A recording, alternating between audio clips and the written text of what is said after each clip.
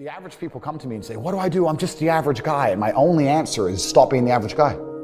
It's my only answer. You can't just be the average guy anymore. The idea from the 1950s that you can just be the normal, average, law-abiding, hard-working citizen and you'll have a good life is gone. Any man out here who goes, I'm just going to work hard, do my bit, and obey the laws, and I'll have a good life. No, you won't. No, you will not. Just doing your job is never going to make you rich because you're just going to be taxed into infinity and you're going to stay broke. So just obeying laws and doing your job now has set you up to be a peon and a slave for eternity. You have to get yourself in a position where you're making enough money. You don't know what to talk about, then you don't understand money. So go learn how money works. Go learn how a bank works. Go sit on YouTube for free. You don't just pay 50 grand in 4 years like a university. Go sit on YouTube and understand money, banking, or the real estate market, any of it. Understand the last housing price crash, why it happened, understand mortgage rates and how that's affected by interest rates. Understand it, and then go sit with someone else who understands it and talk about it. People should, even if they haven't got a penny in the world, should be going to these meetings about real estate, about investing, that especially if it's cheap, they should go. Just meet other people who at least have money. Have conversations about money. Talk about it. How are you going to get what you don't talk about? And yes, the cycle of precipitation, right? So a cloud comes, it rains, it falls down to the ground, it goes under the ground, whatever, goes into a stream, it moves into the stream, goes to the ocean, evaporates again, up into a cloud, floats somewhere else, falls down again. It's always moving. That's how money is. People think that money is in these large, stagnant pools hidden in people's bank accounts. That's not really true. Money is constantly moving all the time. And if you can find a way to get in between it and stand in the right place at the right time, you're going to get wet. I think that's the new modern way to view the world. It's an attention economy. It doesn't matter what you do. If you're getting attention, you'll make money from it. One habit that people need to adopt, and this is a habit I had for a very long time, and I've actually recently cleared it from my brain because I've reached a point where peace of mind is worth more than money. But every single time money is spent, you need to identify how your money was taken from you. And I say taken because money can't be made. Money is taken. Because the only people who can make money are the government. So if you're a government, you can make money. You can print it from thin air or a bank. But if you're a person, you're not making money. You're convincing other people to give it to you. You're taking money from others. So every single time you spend money on anything, you need to identify how it was taken from you. When you go and buy a coffee, don't just go buy the coffee and sit down. Sit and say, why did I buy this coffee? Okay, I really wanted coffee. Yeah. But then why did I go into this store and not that store? Is it better advertising? Does it have less of a line? Do they have seating? How did they convince me to come in here? How much did this coffee cost? £6. What's the profit margin on that? Probably £5.50, £5.80 probably by the time. The cup probably costs more than the coffee. The coffee is just water.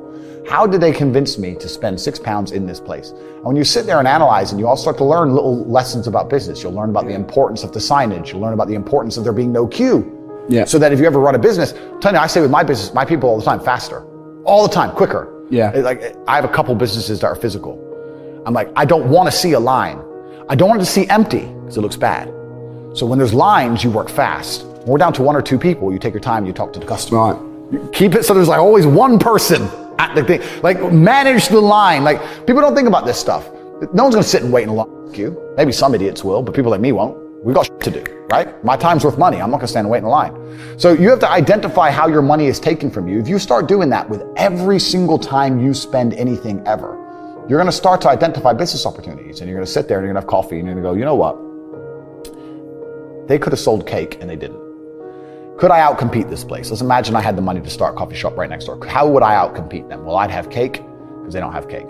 Also, most people in here are businessmen. And the guy serving some dude. No, we need a cute waitress. His ass is fired. We need a chick. Put a chick here, put some cake in. Financial Times, business people in. People don't even think about this stuff. They don't use their brain ever. They don't ever look around and realize how they're spending their money. They don't look around and look at which businesses are successful. They don't look around and pay attention to anything. They don't look at the world and all the things that are happening and how it can benefit them. None of it. They don't look at any of it.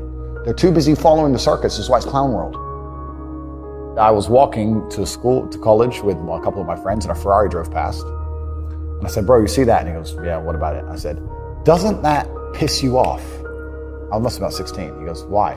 So this dude has 400 G's for a car, 400 grand. I'm walking 4 miles to college because my mom hasn't got any car. He has 400 grand. Do you think he works a job? Do you think he's behind a counter somewhere. He knows something about the world that I don't know.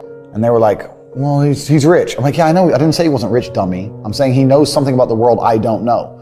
And I was intrigued and it angered me. I couldn't sleep for weeks. I was pissed off. Every time I saw somebody with genuine money, I understood that everything I was being told and taught and they were trying to make me believe just simply wasn't true. I was like, none of these people are getting these things by following the path that the system is trying to make me follow. And everybody intrinsically knows this. If you go to if you're at a BP, you're at a petrol station, and I pull up in my Lamborghini, nobody goes, wow, he went to school. Yeah. He studied hard. And they do that because they know that the easiest way to amass wealth is to break the rules, because the rules are not designed to allow most people to make money. You can make money within the rules, of course you can, but most people don't. Most people who follow the path work, consume, die. That's it. So I always knew the same thing as you, and I knew there had to be another way. I knew that just working for money was a paradigm that wasn't true. And then you understand making your money work for you, and you understand delinking your time from money. You start learning to understand these things, but eventually you build a system and you build an ecosystem like me. I have 60 or 70 people work for me all around the world, and things just happen and money just kind of appears as long as everything's well organized. I mean, in my experience, like, imagine if I didn't have all this money and I had to go get a job again, I'd get a sales job, because I've always been a salesman. And I think that's a very important life skill to have, to be good at sales and to deal with the stress and have a commission-only environment. But I don't know if they even teach sales in university. Yeah, it's all garbage. They don't teach anything important. They just teach anything. They teach things that are going to keep you inside the slave mind. And they want you to go to school and then go to college and then go to university and get in debt. And you have to be in debt, so that now you have to work. And you're working and you're in debt, and then they want you to take on more debt if possible in the form of a mortgage, which a lot of people do, which we can talk about because I know you're the property guy. Yeah. And then you're in debt now, and once you're in debt, you can't really quit your job, and it's very difficult for you to leave the country. And now they can hold things over you. So that's the goal. It's all about control mechanisms, and the system is very well designed to make sure that people are conditioned to obey. It's very hard for the average person to say no to anything. Unless you have millions and millions and millions of dollars, it's very difficult to even have an opinion on subjects. That's the thing about being a man, and that's what I was saying to the kids. It's like, look, you need to get up, and it's going to be very, very difficult. The world's getting harder and harder, especially for men. It's all clout, it's all status, there's no way you're going to matter unless you get up and you work extremely hard.